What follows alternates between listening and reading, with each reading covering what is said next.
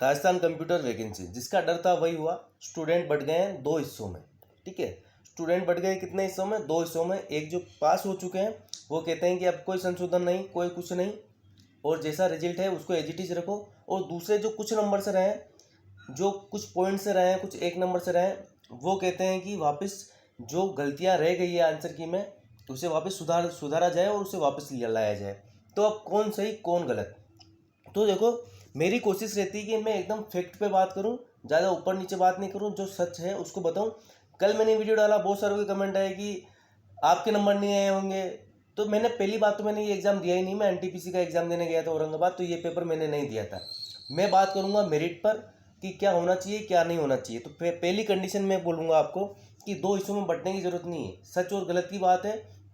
तो पहला सच तो यही कि आपको करना क्या है, ठीक है। पहला सच तो यही है कि होना क्या चाहिए।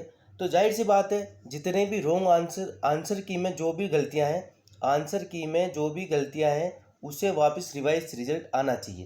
पहली मांग तो ये, ठीक है, कि आंसर की जो है आपके, जो उन्होंने आंसर की अभी गलत दिए, पहले जो क्वेश्चन सही थे उनको गलत कर दिया, या फिर जो सही थे उनको डिलीट कर दिया, और रीजनिंग में या कहीं भी अगर बच्चों को लग रहा है तो उसको पूरा रिवाइज किया जाए, आंसर की को एकदम रिवाइज किया जाए और रिजल्ट वापस दोबारा से दिया जाना चाहिए।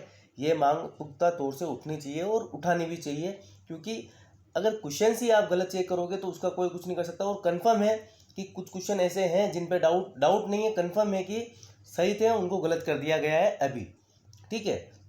तो ऐसे क्वेश्चन का तो रिवाइज होना चाहिए। तो पहली मांग तो ये उठनी चाहिए कि जो भी आंसर की में गलतियां हुई हैं वो आंसर की को आप करेक्ट करो और रिवाइज रिजल्ट लेके आओ। अब इसका मतलब ये नहीं है कि कोई मतलब पॉइंट से पास हो रहा है तो वो कह रहा है कि मैं फेल हो जाऊंगा। तो यार ये कोई बात नहीं होती, ये फेल सिस्टम नहीं है। आपने भी एग्जाम दिया है, दूसरे बच्चों ने भी एग्जाम दिया है। जितना हक आपका इस पेपर पे बनता था उतना ही हक उनका भी बनता है।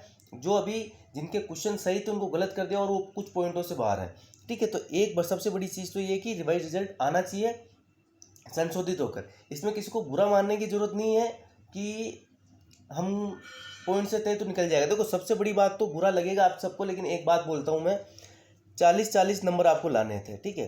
40-40 नंबर लाने थे तो कम से कम आपकी प्रिपरेशन ये तो होनी चाहिए थी ना कि आप 45 पेपर कितना भी टफ लाओ। एक चीज़ बताओ, अगर मैं मानता हूँ कि 3000 फर्जी तरीके से घुसा है, लेकिन 3000 तो ऐसे स्टूडेंट है ना जो वाकई पढ़ के अच्छे नंबर लेके 100 नंबर लेके, तो आप नहीं ला सकते थे क्या?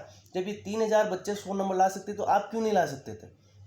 तो हर गलती का ठीक रहा है यूट्यूबर्स पर या मेरे जैसे बंदे पे मत फोड़ा करो कि सब इसकी गलती है, सब इसने कर दिया।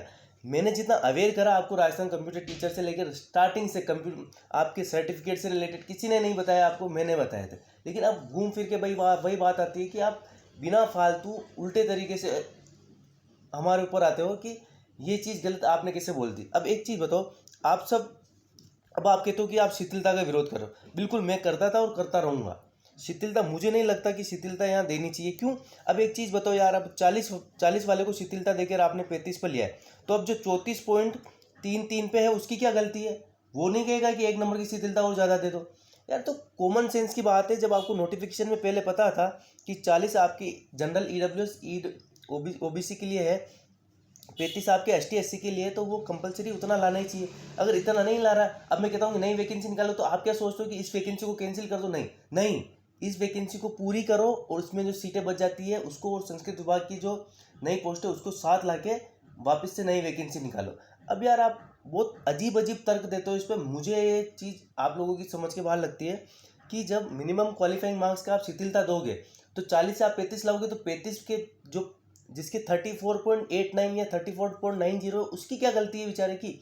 वो भी तो कहेगा मुझे एक नंबर की शिथिलता ज़्यादा दो। अगर 40 नंबर आप नहीं लाए हो, एक और चीज़, बोर्ड की गलती से, अगर बोर्ड की गलती से आंसर की के कारण अगर आपके 39, अगर आपके 40 पूरे हो रहे थे लेकिन अब आपके 39.5 हो रहे हैं, तो ये बोर्ड की गलती है। बोर्ड को इसमें करेक्शन करके आपको 40 पे लाना चाहिए, आपको अंदर लेना चाहिए। लेकिन ऐसा नहीं है कि आपके 37 नंबर है, 3 नंबर आपके नीचे, और आप करोगे कि नहीं शिथिलता दो 3 नंबर की और मेरे को इन कर लो।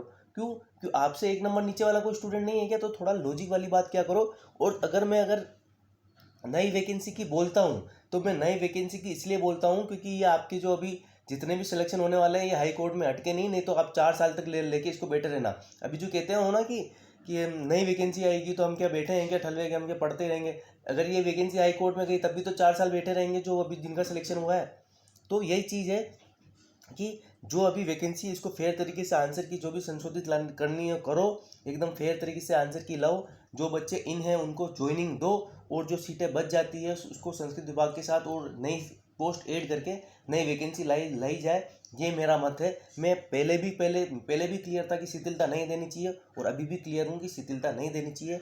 सब्सक्राइबर कर रखा है, सब्सक्राइब आपने कर रखा है चैनल को। अगर आपको लगता है मैं गलत बोल रहा हूँ तो अनसब्सक्राइब कर देना।